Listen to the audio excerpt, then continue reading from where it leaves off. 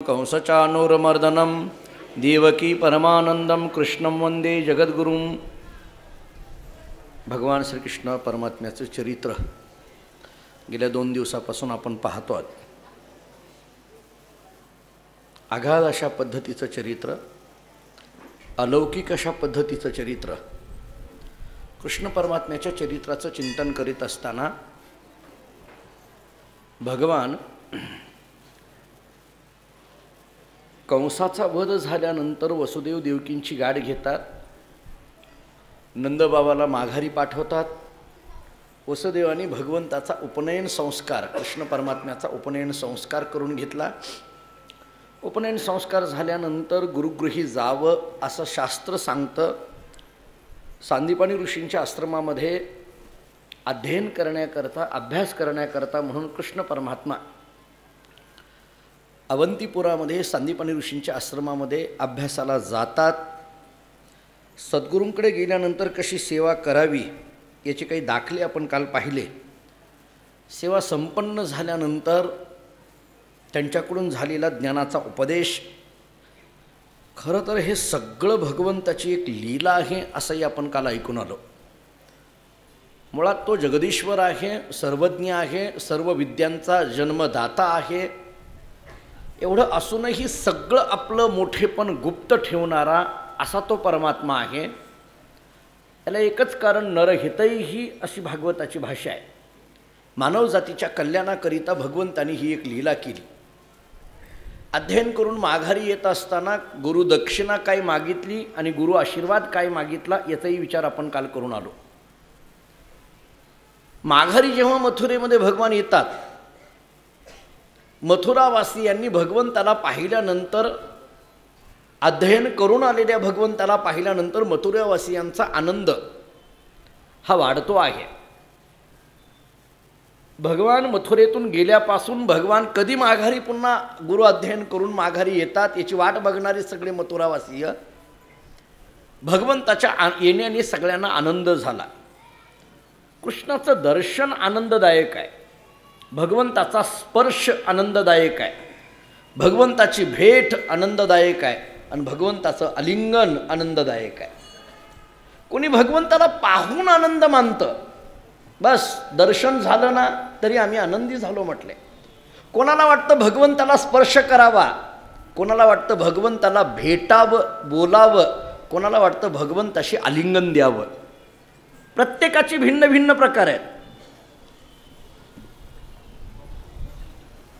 कोणी भगवंताला आलिंगन देत आहे, कोणी भगवंताला जवळ जाऊन भेटतंय, बोलतंय, कोणी भगवंताच्या चरणाला स्पर्श करत आहे, कोणी कोणी फक्त भगवंताला पाहण्यात आनंद मानतायत, पाहण्यात आनंद मानतायत। बस भगवंताचं दर्शन जरी झालं ना बस झालं म्हटले, दिसला ना देव बस झालं। देव दिसला तरी आनंद वाटतो। बऱ्याच लोकांना मुखदर्शन जरी भगवंताचं घेतलं आनंद वाटतो। पाहण्यामध्ये आनंद, पाहता श्रीमुख सुखावले सुख, डोळे याची भूक नवजे माझ्या, तुकोबरांची भाषा आहे। आता दृष्टी पुढे ऐसाची तूर आहे, जो मी तुझं पाहे पांडुरंगा, तुकोबरांची भाषा आहे। झनी दृष्टी लागो तुझ्या सगुणपणा, तुकोबरांची भाषा आहे। आनंद मानणारे, पाहण्यात आनंद आहे, भेटीत आनंद आहे, स्पर्शात आनंद आहे, आलिंगनात आनंद आहे। ज्याच्या त्याच्या पद्धतीने मथुरावासी आनंद घेत आहेत। भगवंताच्या या सगळ्या आनंदामध्ये, भगवंताच्या येण्याने सर्वांना आनंद होतो आहे। दिवसभर भेटीगाठी संपल्या, सगळ्यांना भेटायचं, कोणाला कोणाकडे स्वतःहून जायचं, कोणी स्वतःहून भगवंताकडे येत आहे। हे दोन्ही भाव मथुरेमध्ये प्रगट होत होते। कोणी भगवंताकडे स्वतःहून येत आहे आणि काहींकडे भगवान स्वतःहून जात आहेत। भगवान अशी वाट बघत नाहीत की तो माझ्याकडे आला नाही तर मी कशाला त्याच्याकडे जाऊ। काही घरं अशी होती की भगवान स्वतःहून तिथं जायचे। सुखे येतो घरा नारायण, नलगती सायास जावे वनांतरा, सुखे येतो घरा नारायण। काही ठिकाणी देवानी स्वतःहून जावं। दिवसभर भेटीगाठी संपल्या, सायंकाळ झाली। मथुरेतल्या एका महलामध्ये भगवान असे शांतपणे बसलेले होते। खिडकीतून नजर त्यांची गोकुळाकडे गेली। आणि गोकुळाकडे गेल्यानंतर भगवंताला ते सगळं आठवायला लागलं आणि डोळ्यातून अश्रू यायला लागले. देव रडायला लागले. एकटेच होते, कोणी नाही. गोकुळाची आठवण आली, नंदबाबाची आठवण येऊ लागली, यशोदेची आठवण येऊ लागली, गोपाळाची आठवण येऊ लागली, गोपिकांची आठवण येऊ लागली, राधेची विशेष करून आठवण येऊ लागली. भगवंताच्या डोळ्यातून पाणी यायला लागलं, रडायला लागले. भगवंताच्या जवळ नित्य त्यांचा सखा भक्त उद्धव हा कायम असायचा. उद्धवाचं चरित्र एकादश स्कंदामध्ये फार गोड सांगितलेलं आहे. यादवांच्या कुळातला एक उत्तम मंत्री म्हणून उद्धवाकडे पाहिलं जात होतं. यादव आहे पण भगवंताचा निस्सीम भक्त आहे. भगवान श्रीकृष्ण परमात्म्याचा निस्सीम भक्त आहे. सायंकाळच्या वेळेला भगवान श्रीकृष्ण परमात्मा आठवणीने रडतायत. स्मरण झालं, आठवण झाली, डोळ्यातून अश्रू यायला लागले. रडणं ही एक क्रिया अलौकिक अशा पद्धतीची आहे. तो अंतःकरणातला एक द्रवीभूत अंतःकरण जेव्हा होतं तेव्हा डोळ्यातून पाणी येत असतं. डोळ्यातून पाणी येणं वेगळं आणि बळच डोळ्यात पाणी आणणं वेगळं. काही काही बळच रडतात, म्हणजे बाकीचे रडतात म्हणून रडतात. आता काही काही तर झेंडूबाम लावून रडतात. पण द्रवीभूत अंतःकरण द्रवीभूत झालं की डोळ्यात पाणी येण्याची वाट बघायची गरज नाही, आपोआप पाणी येतं. भगवंताच्या डोळ्यात पाणी यायला लागलं. उद्धवाला आश्चर्य वाटायला लागलं. उद्धव म्हणायला लागला, काय कमी पडलं यांना?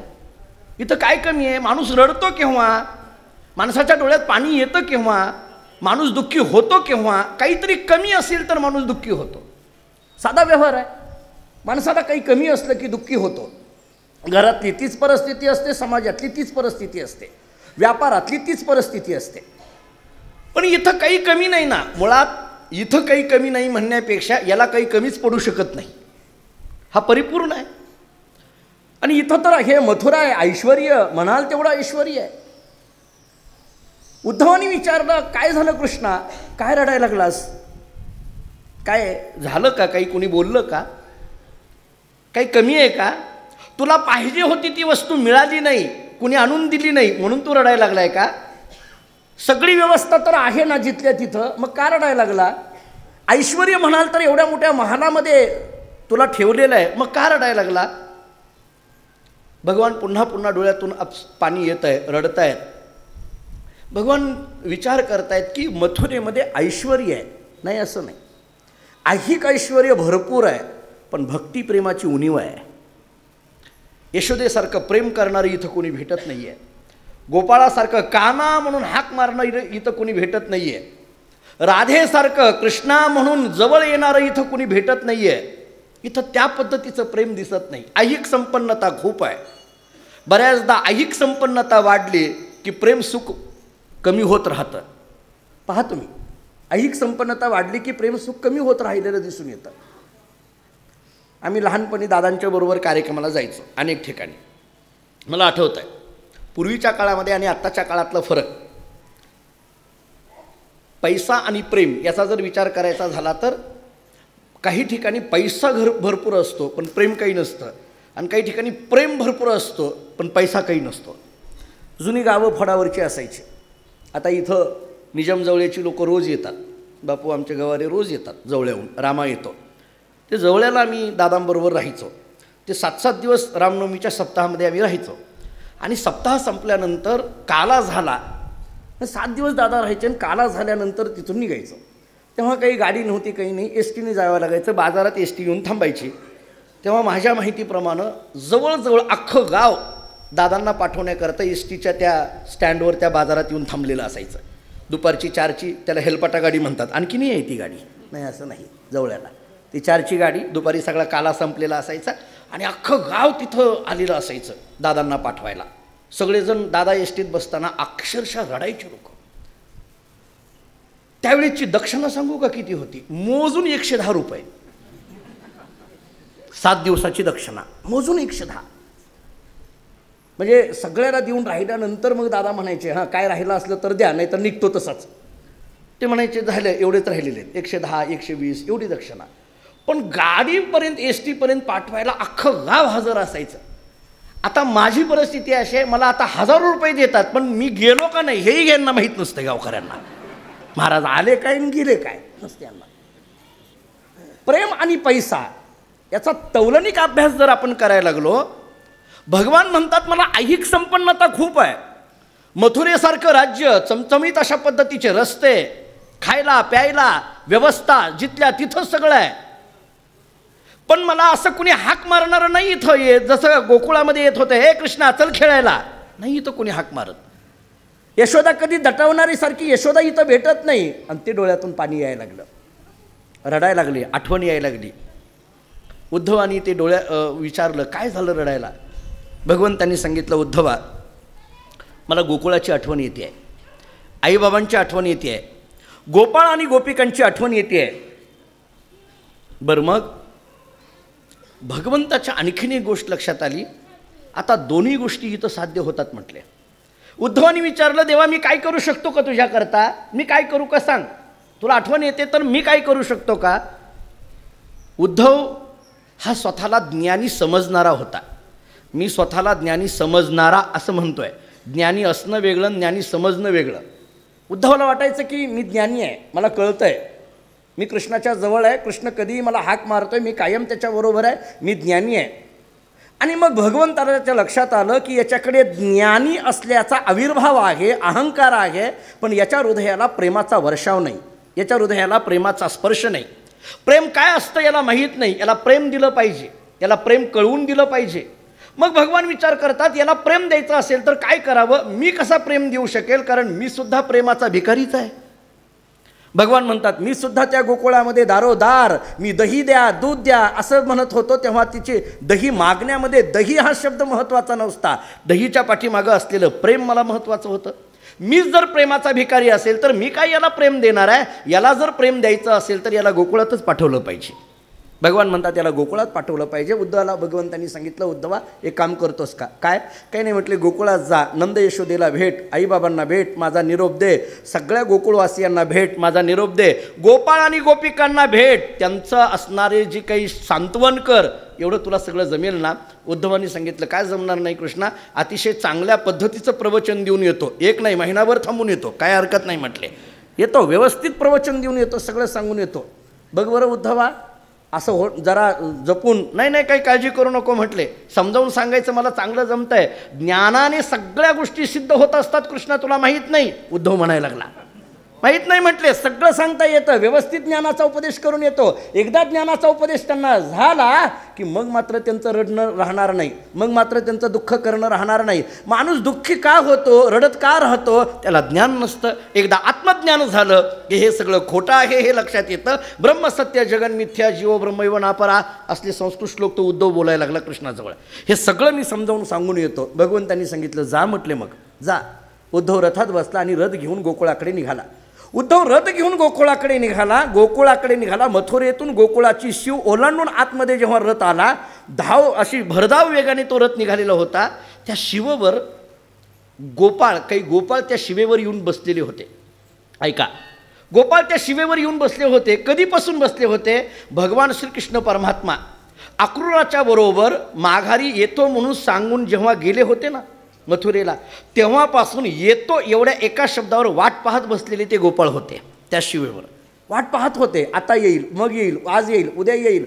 एक दिवस संपला, 2 दिवस संपले, काही वर्ष संपली, तरी देव येण्याची वाट काही दिसत नाही. पण आता मात्र रथ आलेला दिसला आणि गोपाळाच्या लक्षात आलं की ज्या अर्थी गोकुळामध्ये रथ येतोय त्या अर्थी रथ 2 वेळेसच आला. पहिला आला तेव्हा कृष्णाला घेऊन जायला आला, आणि आत्ता रथ येतोय याचा अर्थ आपल्या कृष्णाला सोडायला आला, एवढंच आहे. याचा अर्थ हा रथ आहे तो आपल्या कृष्णाचा आहे. गोपाळांना आनंद झाला, रथ पाहिल्याबरोबर आनंद झाला. मोठमोठ्याने हुर्रे म्हणून उड्या मारायला सुरुवात केली, आनंदाने जय जयघोष करायला सुरुवात केली. तो रथ इतक्या भरधाव वेगाने होता, तो रथ त्या गोपाळाजवळ थांबलाही नाही. तो रथ पुढं पळतोय, गोपाळ त्याच्या पाठीमागं धावतायत, त्या रथाची धूळ गोपाळांच्या अंगावर उडते आहे, तरी तो रथ थांबत नाही. तेवढ्यात एका गोपाळाच्या लक्षात आलं, अरे आपल्याला पाहून सुद्धा हा रथ थांबत नाही, याचा अर्थ रथात आपला कृष्ण नाहीच.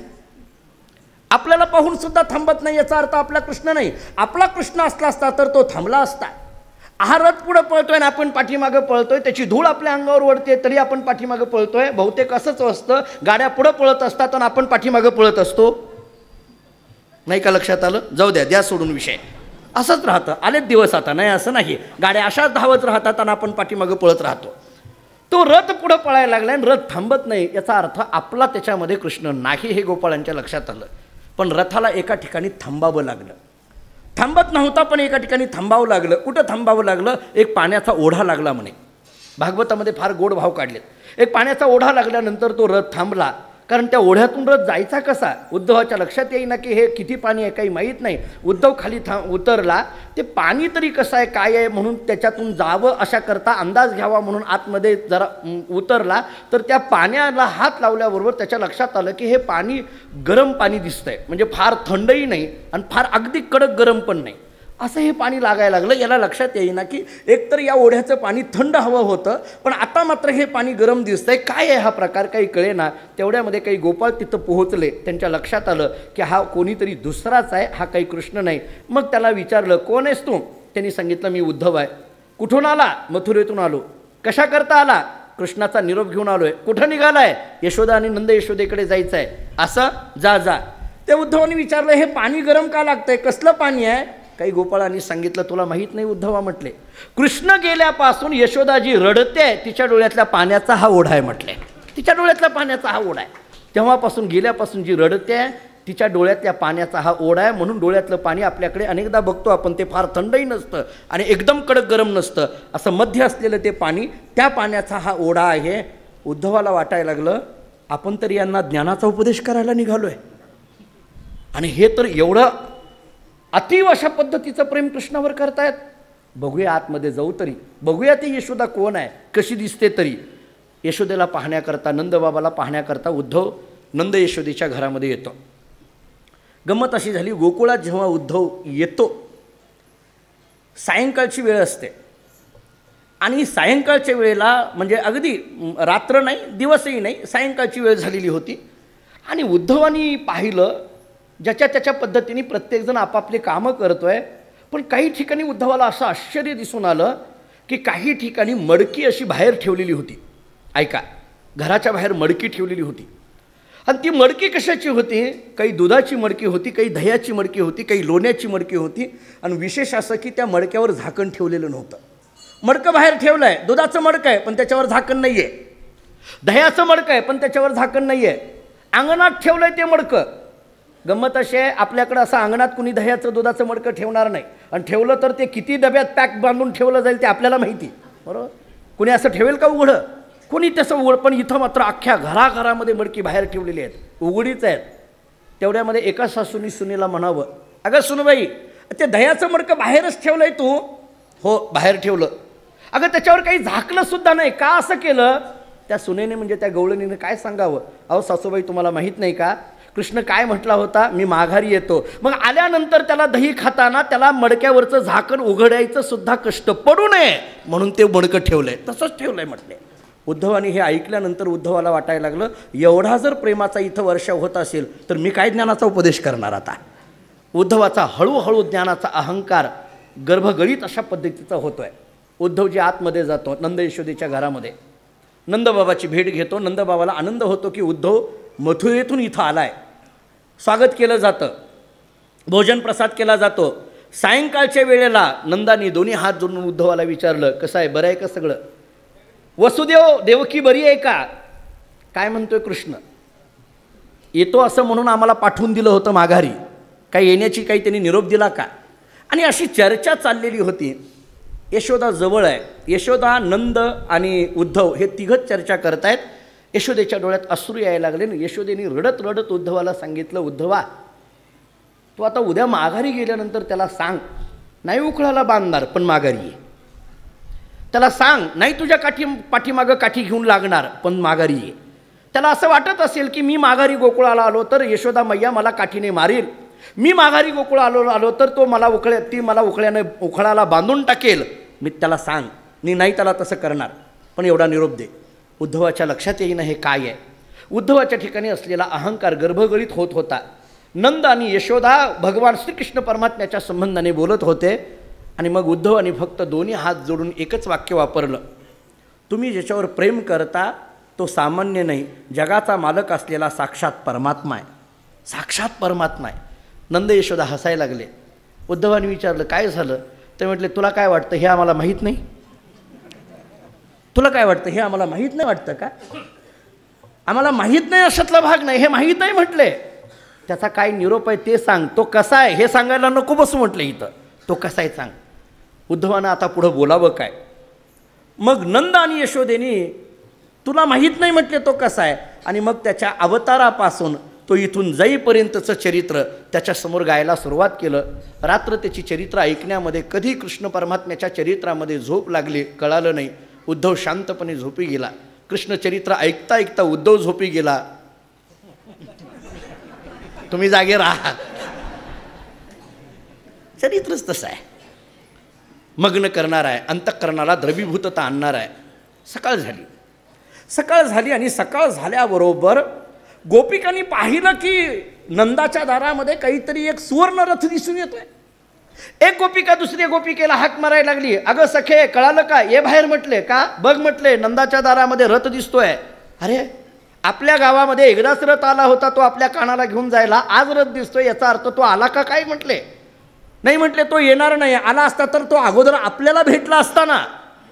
किती विश्वास आहे गोपिकांचा. सगळ्या गोपिका एकमेकाला हाका मारायला लागल्या आणि सगळ्या गोपिका एकमेकाला हाका मारता मारता त्या घराजवळ गोळा झाल्या. उद्धव सगळं आपलं काम आटोपलं. उद्धव बाहेर पडला. उद्धवालाही आता नंद यशोदेची एक भेट घ्यायची होती आणि गोपिकाची एक भेट घ्यायला सांगितलेली होती. नंद यशोदेची भेट झाली आहे, एकदा गोपिकांना भेटावं, त्यांना कृष्णाचा निरोप सांगावा, म्हणजे आपलं काम झालं असं म्हणून उद्धवही घराच्या बाहेर पडतो. घराच्या बाहेर पडल्याबरोबर सगळ्या गोपिका उद्धवाच्या जवळ येतात. पाहतात तर अगदी हुबेहूब कृष्णासारखे कपडे नेसलेला, अजान भाऊ अशा पद्धतीचे उंच भाऊ असलेला, कृष्णासारखाच दिसणारा पण कृष्ण नाही याची जाणीव गोपिकांना झाली. आणि मग सगळ्या गोपिका उद्धवाच्या जवळ आल्या आणि त्याला विचारायला सुरुवात केली. एक गोपिका म्हणायला लागली, कुठून आलाय? त्यानं उत्तर द्यायच्या अगोदरच दुसऱ्या गोपिकेने उत्तर दिलं, बहुतेक मथुरेतून दिसतोय. बघा त्या गोपिका कशा. तेवढ्यात तिसऱ्या गोपिकेने प्रश्न केला, कशाला आलाय? त्या उद्धवाने उत्तर देण्याच्या अगोदर चौथ्या गोपिकेने दिलं, बहुतेक कृष्णाचा निरोप घेऊन आलाय काय की. तेवढ्यामध्ये पाचवी गोपिका म्हणायला लागली, कोणाला निरोप द्यायला आलास? त्यानं असं बोलणार तेवढ्या सहावी गोपिका म्हणायला लागली, बहुतेक त्याच्या आईवडिलांना निरोप द्यायला आलाय. तेवढ्यामध्ये एक गोपिका म्हणायला लागली, कृष्णाला काय त्याचे फक्त इथं आईवडीलच राहतात असं वाटतं का? तेवढ्यात दुसरी गोपिका म्हणायला लागली, नाही नाही, बहुतेक आईवडिलांशिवाय त्याला दुसरं कोणी नाही. तेवढ्यात आणखीन एक गोपिका म्हणायला लागली, मग जा उद्धवा आणि सांग त्या कृष्णाला की आईवडिलाशिवाय दुसरं कोणी नाही, तर मग आम्ही कोण आहोत? उद्धवाला कळेना हे प्रेमाने बोलतात का द्वेषाने बोलतात. गोंधळ झाला उद्धवाचा सगळा. हे प्रेमाने बोलणं चाललंय का रागाने बोलणं चाललंय काहीच कळेना. असा गोंधळलेल्या स्थितीमध्ये असलेला उद्धव अवाक पद्धतीने पाहत राहिला. त्याला काय चाललंय हे कळेना.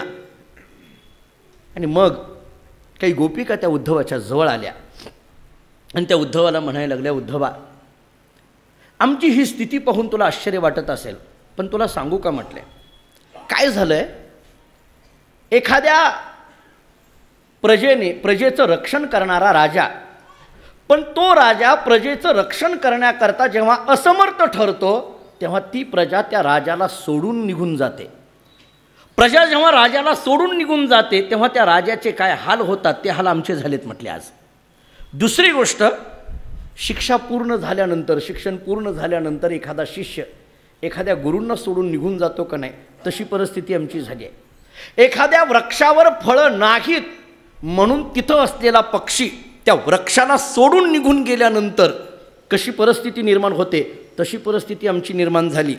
भोजन संपल्यानंतर अतिथी एखाद्या घराला सोडून निघून जातो, तशी परिस्थिती आमची निर्माण झाली.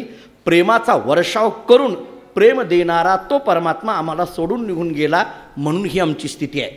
गोपिका सगळ्या त्याला बोलायला लागल्या आणि त्याच्या आठवणीने रडायला लागल्या. रडणं हे दोन पद्धतीचं असतं. दुःख आवेगाने रडणं वेगळं आणि आनंद आवेगाने रडणं वेगळं. रडण्यातलं दुःख वेगळं, रडण्यातला आनंद वेगळा. हा अतिव अशा पद्धतीचा विरह त्या गोपिकांच्या चेहऱ्यावर दिसतोय. भक्तिशास्त्राने विरह नावाची अवस्था सर्वश्रेष्ठ अवस्था सांगितली. भक्तिशास्त्र 3 भूमिका सांगतं. एक पूर्वराग, दुसरं मिलन आणि तिसरं विरह. ऐका, भगवान भेटावा भेटावा ही तळमळ असणं याला पूर्वराग म्हटलं जातं. भगवान आपल्याला भेटणं याला मिलन म्हटलं जातं. आणि भेटलेला भगवान आपल्यापासून दूर जाणं याला विरह म्हटलं जातं. ऐका नीट, पूर्वराग, त्याच्यापेक्षा श्रेष्ठ मिलन आणि त्याच्यापेक्षा श्रेष्ठ विरह. हा विरह जो सांगितला जातो हा विरहसुद्धा 3 पद्धतीचा सांगितला जातो. 1 भावी विरह आहे, 2 वर्तमान विरह आहे, 3 भूतविरह आहे. म्हणजे आपल्यापासून हा निघून जाणार आहे हे कळणं याला भावी विरह म्हणा. आपल्या समोर आपल्यापासून निघून जाणं याला वर्तमान विरह म्हणा. आणि तो निघून गेल्यानंतर आपल्या अंतःकरणाची अवस्था होणं याला भूतविरह म्हणा.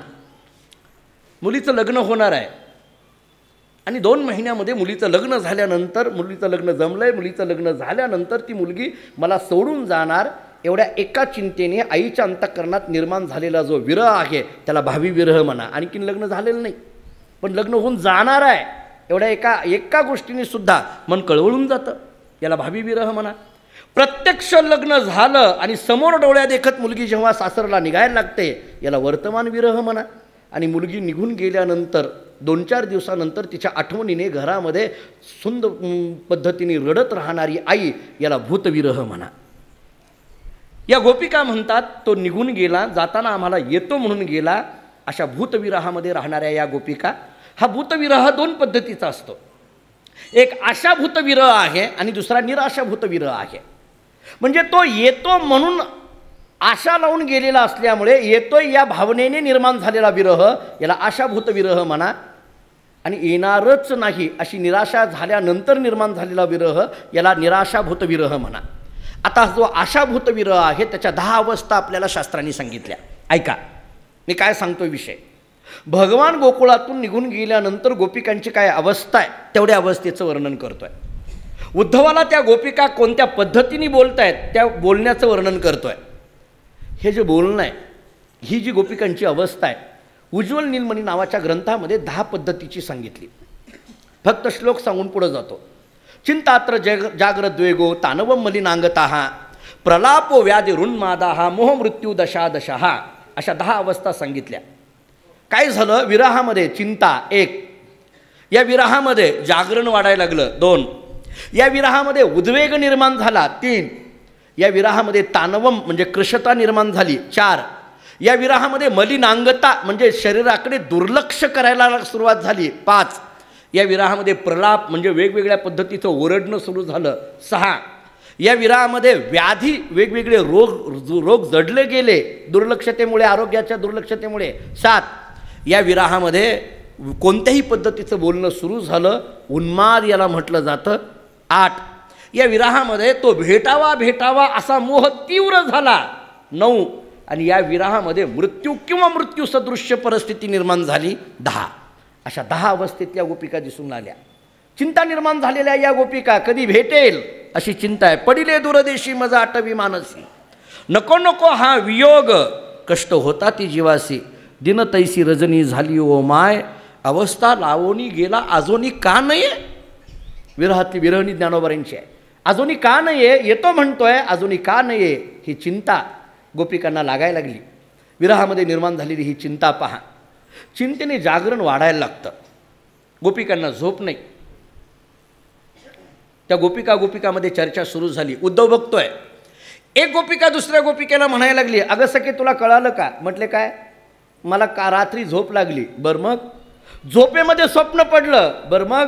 स्वप्नामध्ये कृष्ण भेटला. म्हटले स्वप्नात कृष्ण भेटला, आनंदी आहे मी. म्हटले स्वप्नात कृष्ण भेटला, झोपेमध्ये स्वप्न पडलं, स्वप्नात कृष्ण भेटला. दुसऱ्या गवळणीने तिला सांगितलं तू भाग्यवान आहेस. म्हटले तू भाग्यवान आहे. म्हटले का. तुला झोप लागली आणि झोपेत स्वप्न पडलं आणि स्वप्नात कृष्ण भेटला, तू भाग्यवान आहे. तुला झोप लागते हे तरी तुझं भाग्य आहे, पण या कृष्णाची आठवण इतकी विचित्र मला झाली आहे, मला झोपच लागत नाही. म्हटले मग स्वप्न पडणं लांबच राहिलं आणि स्वप्नात तरी कमीत कमी तो भेटावा म्हटलं तर झोप पाहिजे का नको. स्वप्न पडण्याकरता झोप लागायला नको का. म्हटले य पश्यन्ति प्रियम स्वप्ने धन्यस्ता सखियोषितः अस्माकं तु गतं कृष्णे गता निद्रापि वैरिणी. गता निद्रापि वैरिणी, ही निद्रा माझी वैरिणी झाली की काय कोणास ठाऊक म्हटले. येतच नाही आहे मला झोप, आणि झोप येत नसल्यामुळे स्वप्न पडत नाही. स्वप्नात तरी कमीत कमी तो मनी वसे ते स्वप्नी दिसे या न्यायाने दिसला असता तरी त्याच्यातही दिसत नाही. उद्धव आवाक होऊन पाहायला लागला. एक गोपिका म्हणते मला स्वप्नात भेटला, दुसरी म्हणते की मला याच्या आठवणीने झोपच लागत नाही. उद्धव विचार करायला लागला, मी काय ज्ञानाचा उपदेश करावा आता. तेवढ्यामध्ये एक गोपिका मोठमोठ्याने आरडाओरडा करायला लागली, हाका मारायला लागली.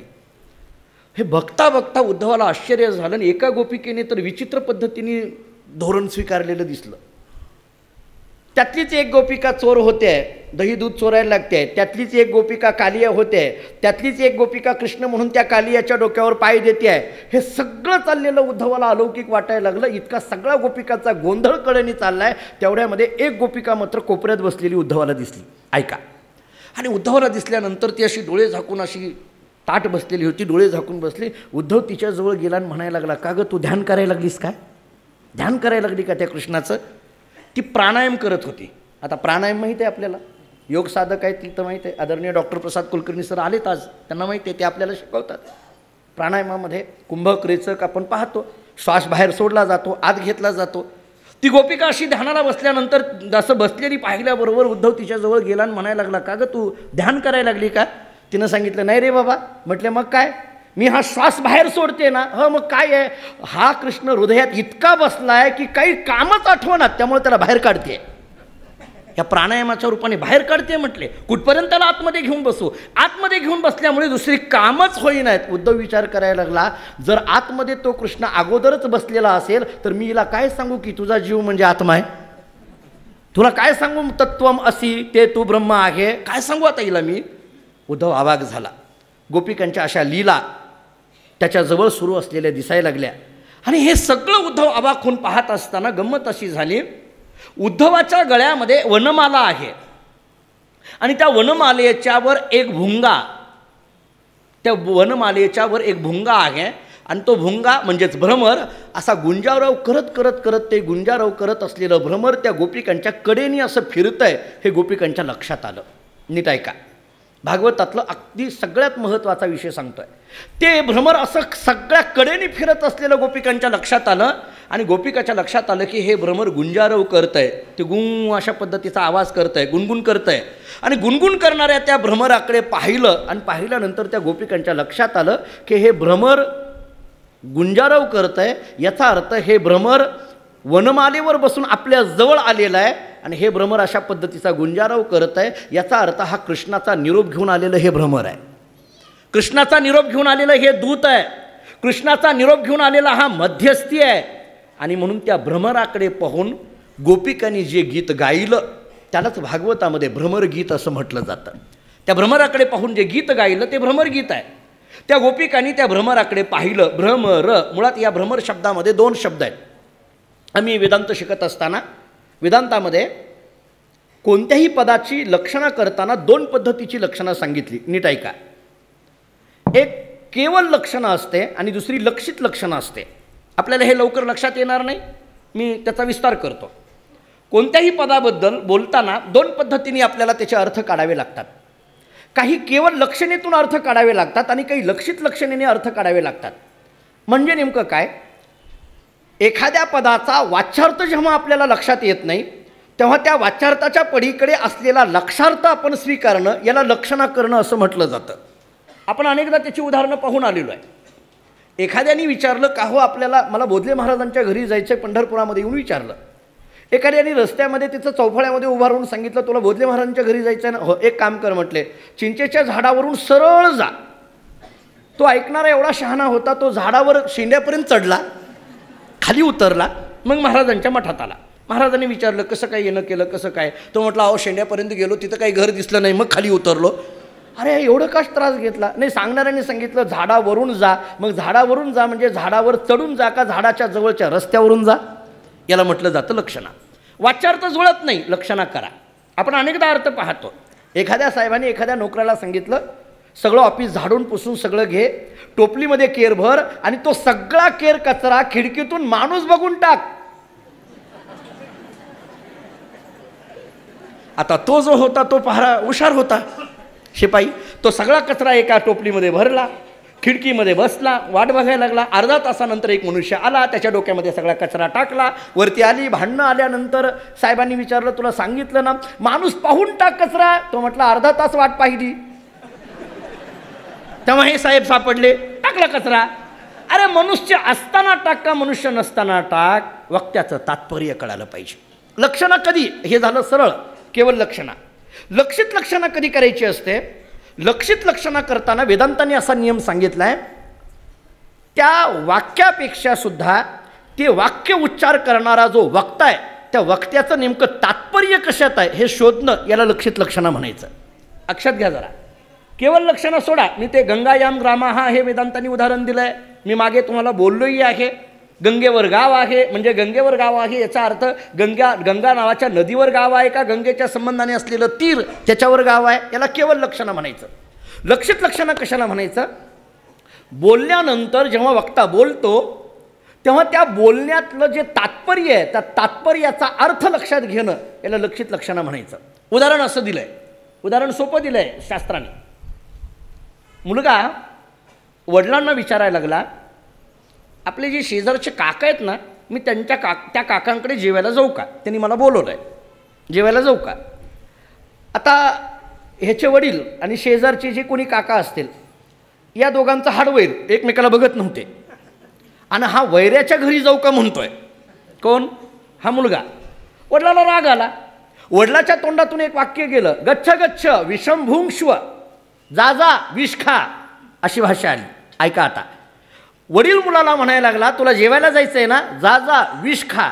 आता विष खा या शब्दाचा अर्थ विष तिथं गेल्यानंतर विष खा हे म्हणण्यामध्ये तात्पर्य आहे का, तिथं गेल्यानंतर जेवण करणं म्हणजे माझ्याकरता विष खाण्यासारखं आहे हे म्हणण्यात तात्पर्य आहे?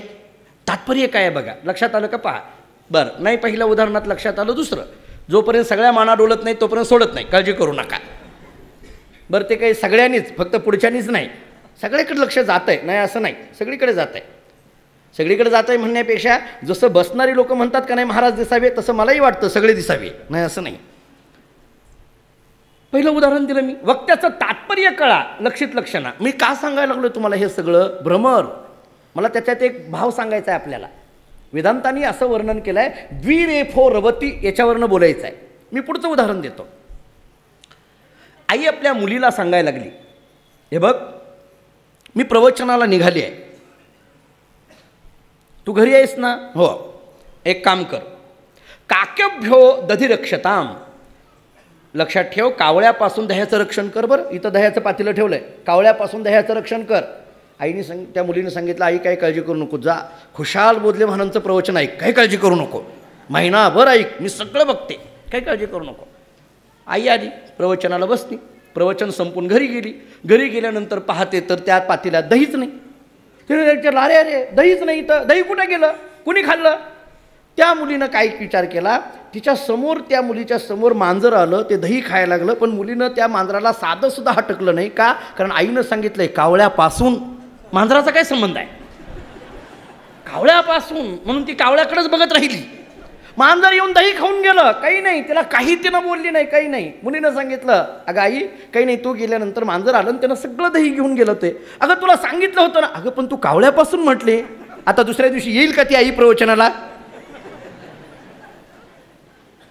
वक्त्याचं तात्पर्य, उदाहरण सोडा, विनोद सोडा, कळालं का बघा आपल्याला? उदाहरण लक्षात. मी का सांगायला लागलोय पुढं सांगतो. वक्त्याचं तात्पर्य कळावं, तात्पर्याने जो अर्थ निघतो त्याला लक्षित लक्षणा असं म्हणतात. आता मी बोलतो ते ऐका नीट. लक्षित लक्षणा मला इथं सांगायचे आहे. वेदांतांनी असं वर्णन केलं आहे, द्विरेफो रवती.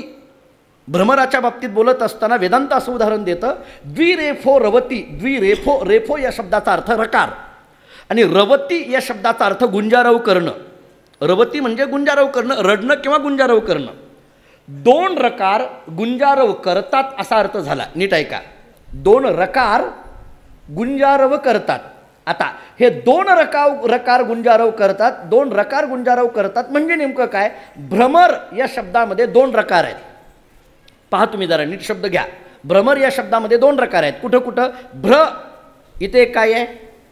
भ मध्ये एक र आला आणि म च्या पुढे एक र आला, म्हणजे किती रकार झाले? दोन. 2 रकार गुंजारव करतात, द्विरेफो रवती, याचा अर्थ भ्रमर किंवा भुंगा गुंजारव करतो असा अर्थ झाला. ही लक्षित लक्षणा करण्याकरता 2 पद्धती सांगितल्या शास्त्रांनी. कठीण आहे पण महत्त्वाचं आहे म्हणून सांगून पुढं जातो. 2 पद्धती सांगितल्या. कशा सांगितल्या? पहिला आपल्याला असा विचार सांगितला, लक्षितस्य लक्षणा लक्षित लक्षणा एक षष्टी तत्पुरुष केला. आणि दुसरा एक विचार आपल्याला सांगितला जातो, लक्षितेन लक्षणा लक्षित लक्षणा, हा दुसरा एक विचार सांगितला. लक्षितस्य लक्षणा लक्षित लक्षणा एक आणि लक्षितेन लक्षणा लक्षित लक्षणा 2. आता मी याचा अर्थ सांगून पुढे जातो. शक्य संबंधाचा संबंध याला लक्षितस्य लक्षणा लक्षित लक्षणा असं म्हटलं जातं. द्विरेफो रवती, घरी गेल्यानंतर जर आपल्याला लिहिता आलं तर पहा, द्विरेफो रवती म्हणजे 2 रकार गुंजारव करतात. या 2 रकाराचा संबंध कशाशी आहे? भ्रमराशी.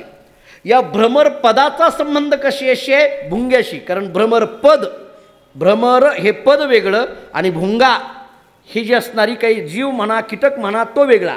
आपण भ्रमर पदाने ज्याचा बोध होणार आहे ते भ्रमर आहे. म्हणजे भ्रमर पदाचा भ्रमराशी असलेला संबंध याला शक्य संबंधाचा संबंध असं म्हटलं जातं. यालाच लक्षितस्य लक्षणा लक्षित लक्षणा असं म्हटलं जातं. याचा अर्थ 2 रखार गुंजारव करतात, याचा अर्थ भ्रमराचा गुंजारव सुरू आहे. आता पुढं बघा, हे गुंजारव चाललेलं आहे. कसा चाललेला आहे? ज्ञानोबाऱ्यांचं प्रमाण देतो म्हणजे आपल्याला कळेल.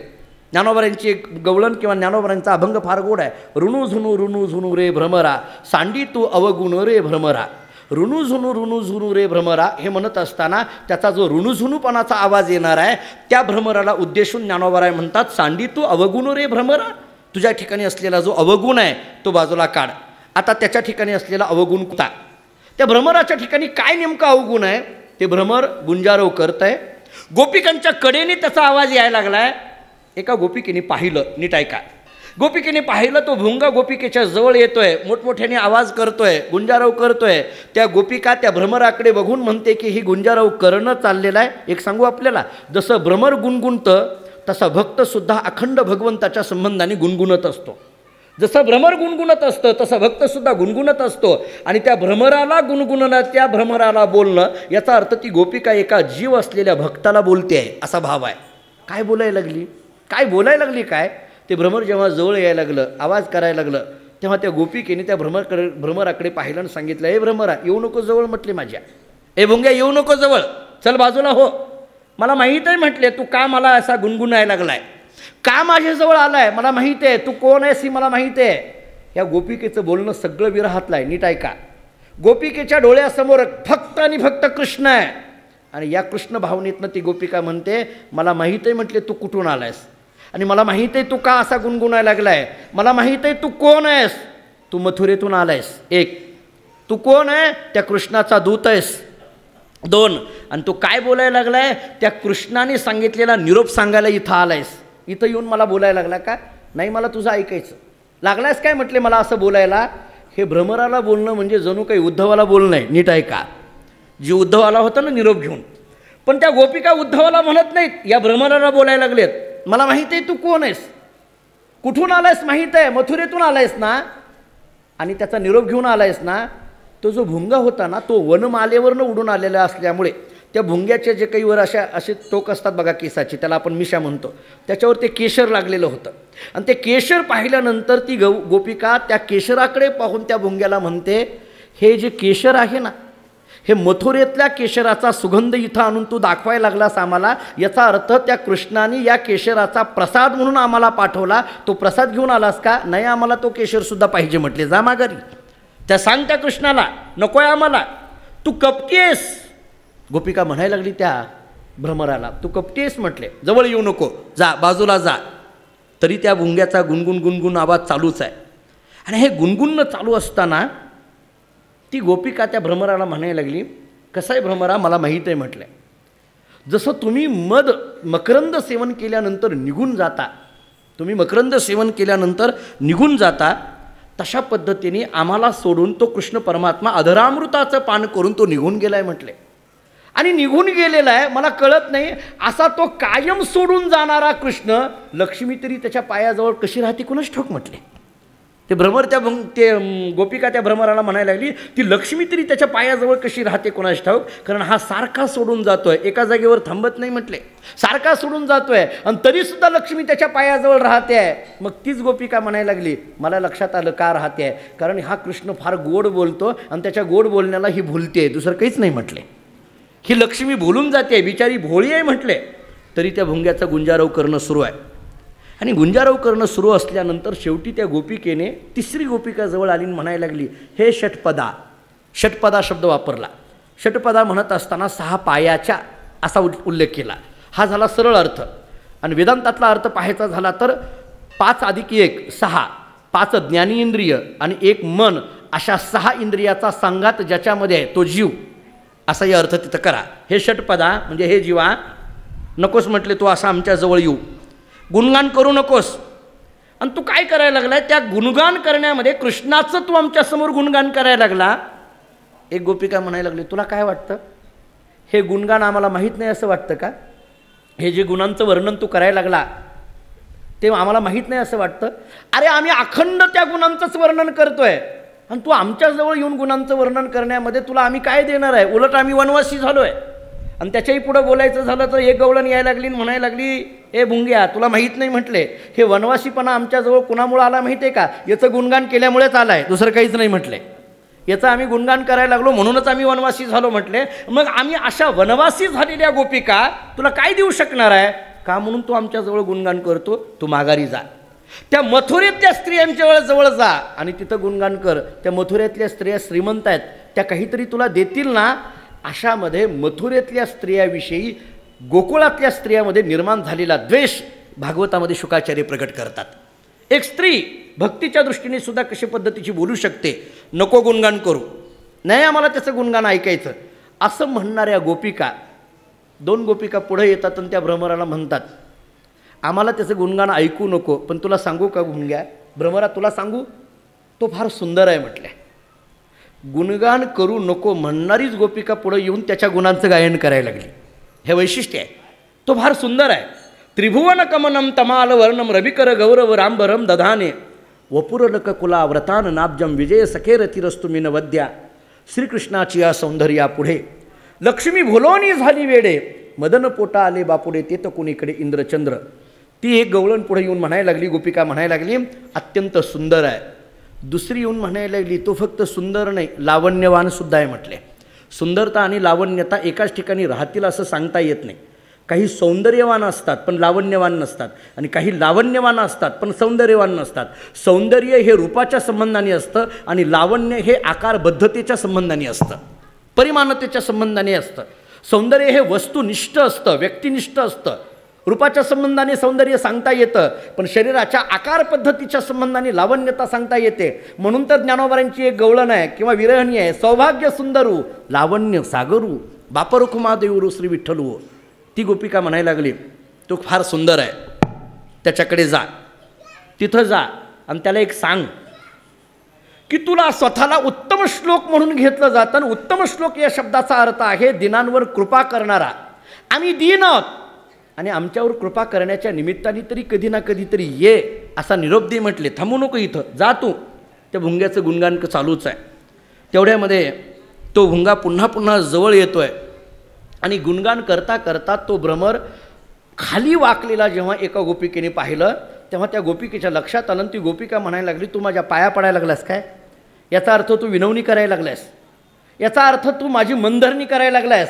आणि मला माहीत आहे तू मनधरणी करण्यामध्ये फार पटाईत आहे. याचं कारण आहे, कारण तू त्या कृष्णाजवळ राहतो त्यामुळे वाण नाही पण गुण लागला आहे तुला. ती गोपिका बोलायला लागली, तुला वाण नाही पण गुण लागला आहे. तोही असाच आम्हाला मनधरणी करत होता, असंच आम्हाला गुणगान करत होता, असंच आम्हाला समजावून सांगत होता. आम्ही नाही ऐकणार आता म्हटले, आम्ही नाही ऐकणार, जा माघारी. एका गोपिकेने सांगितलं, तुला सांगू का म्हटले, का आम्ही ऐकणार नाही? तू लक्षात घे भ्रमरा, ज्याच्याकरिता आम्ही आमच्या आईवडिलांना, पती, मुलांना सोडलं, त्या आम्हाला हा सोडून गेल्यानंतर आम्ही नेमकं कोणाकडे जायचं? आता आम्ही तडजोड करणार नाही. अशा पद्धतीचा भाव या सगळ्या गोपिका प्रगट करतात. त्या भ्रमराला बोलतायत. ते भ्रमर पुन्हा पुन्हा गुणगान करत आहे. भ्रमरावर दूत समजून केलेलं जे गीत आहे ते भ्रमर गीत गात असताना शेवटी काही गोपिका एकत्रित येतात. त्यांच्या लक्षात येतं आपण वाईट वक्त बोललो तरी हा भ्रमर मात्र इथून तिथून जायला तयार नाही. मग 2 गोपिका पुढे येतात आणि त्या भ्रमराला म्हणतात, हे बघ, खरं बघायला गेलं तर तू आमच्याकरता आदरणीय आहेस. आता त्याचं कौतुक करायला लागल्या. तू आमच्याकरता आदरणीय आहेस. तुझा स्वभाव चांगला आहे. तू कायम कृष्णाचं गुणगान गातोयस, हे चांगलं आहे. आता तू जवळ आलायस तर आम्हाला फक्त एक प्रश्नाचं उत्तर दे. आमची आठवण काढतो का रे कृष्ण? त्याला विचारायला लागल्या. मग उद्धवाच्या लक्षात आलं, आता माझ्याकडं आलं म्हटलं. हे उद्धवाच्या लक्षात आलं, हे सगळं आपल्यावर आहे. आमची आठवण काढतो का रे? बरं येतो म्हटला होता, काही येण्याचा निरोप घेऊन दिलाय का? बरं काही तुझ्याजवळ निरोप दिलाय का? उद्धवानी सांगितलं, तेच सांगायला आलोय. मग बोल म्हटले, काय आहे ते? तेच सांगायला आलोय. उद्धव कृष्ण परमात्म्याचा निरोप कोणता घेऊन आला होता? उद्धवानी कृष्णाला सांगितलं होतं, मी आत्मज्ञानाचा उपदेश करून येतो जेणेकरून या गोपिका हाका मारणार नाहीत, विरह करणार नाहीत. आणि हे जेव्हा उद्धवानी सगळं पाहिलं तेव्हा उद्धवानी त्या गोपिकांनी विचारलं, काय निरोप घेऊन आलायस म्हटले. काय निरोप घेऊन आलाय? उद्धवानी सांगितलं, त्याचा मी काय निरोप तुम्हाला घेऊन आलो हे मला माहीत नाही, पण माझ्याकरता एक उद्धवानी सांगितलं, कृष्णाने निरोप दिलाय. काय? काही नाही, जिथं जिथं गोपिका दिसतील त्यांना साष्टांग नमस्कार कर, हाच माझा निरोप आहे, दुसरं काहीच नाही म्हटले. तुमच्यासारखं या जगात दुसरं कोणी नाही, एवढं अविरत प्रेम करणारं दुसरं कोणी नाही. माझ्या ठिकाणी असलेला ज्ञानाचा अहंकार संपूर्णतः गळीत निघालाय. आता माझ्या ठिकाणी माझ्या लक्षात आलं, मी ज्या ज्ञानाच्या जोरावर मी म्हणत होतो की मी एखाद्याचा समजावून सांगेल, पण माझ्या लक्षात आलं ज्ञानापेक्षा सुद्धा जर श्रेष्ठ काय असेल तर ते जगात प्रेम श्रेष्ठ आहे. आणि त्या प्रेमाची मागणी करण्याकरता मी इथं आलो. भगवंताच्या संबंधाने काही उद्धवानी तिथं चर्चा करावी, सगळ्यांना शांत पद्धतीने सगळ्यांना निरोप द्यावा. आणि उद्धव गोकुळातून माघारी मथुरेला येतो. मथुरेला आल्यानंतर सगळा निरोप भगवंताचा काय असेल ते उद्धवानी गोकुळातली सगळं वातावरण भगवंताच्या जवळ सांगितलं. भगवंताला नमस्कार केला. भगवंताने अक्रूराच्या घरी जायचं ठरवलं. अक्रूराच्या घरी भगवान परमात्मा येतात. याचं कारण आहे, अक्रूर या शब्दाचा अर्थ मागे आपण गेल्या वर्षी पाहिलो, फक्त एकदा अर्थ सांगून पुढे जातो. अक्रूर या शब्दाचा अर्थ आहे अक्रूर, ज्याच्या अंतःकरणामध्ये क्रूरता तुसबरही नाही, त्याचं नाव अक्रूर आहे. ज्याच्या अंतःकरणामध्ये विकार नाही त्याचं नाव अक्रूर आहे. जो शांत आहे त्याचं नाव अक्रूर आहे. आणि ही सगळी लक्षणं संतांची आहेत. त्यामुळे अक्रूराच्या घरी भगवान स्वतःहून जातात. अक्रूराच्या घरी भगवान स्वतःहून जातात. संतांच्या घरी देव स्वतःहून जातो. भगवान स्वतःहून अक्रूराच्या घरी येतात. अक्रूराचं स्वागत स्वीकारतात. अक्रूर हस्तिनापुराकडे निघून जातो. इथं मथुरेवर एक संकट येतं. ते संकट निवारण करण्याची जबाबदारी आता कृष्णाची आहे. ते संकट नेमकं कोणतं आहे? जरासंधाची स्वारी या मथुरेवर येते. आता हा जरासंध नेमकं कोण आहे आणि हा जरासंध स्वारी घेऊन काय येतो? जरासंधाच्या 2 असणाऱ्या बहिणी, कंसाच्या 2 पत्नी आहेत. 2 असणाऱ्या मुली, कंसाच्या 2 पत्नी आहेत. एक अस्ती आणि दुसरीचं नाव आहे प्राप्ती. या अस्ती आणि प्राप्ती कंसवधानंतर जरासंधाच्या जवळ जातात आणि तिथं जे रडगाणं गायलं त्याच्यातून जरासंधाने मथुरेवर युद्ध पुकारलं. जरासंधाच्या युद्धातून मथुरेला वाचवण्याची जबाबदारी आता कृष्णाची आहे. मथुरेचा वाचवल्यानंतर भगवान ठरवतात की आता इथं आपण जरासंधाचा वध करायचा आहे एक, आणि मग आपल्याला द्वारकेकडे जायचं आहे. कुंती मातेने आपल्याला बोलवलं आहे, तिकडं जायचं आहे. या 2 गोष्टी आपल्याला करायच्या आहेत. पण मथुरेचं असणारं रक्षण भगवान जरासंधापासून कसं करतात, हा जरासंध आणि जरासंधाची असणारी कृती, या दोन्ही गोष्टीचा विचार आपल्याला करायचा आहे. तो उद्याच्या प्रवचनामध्ये करू.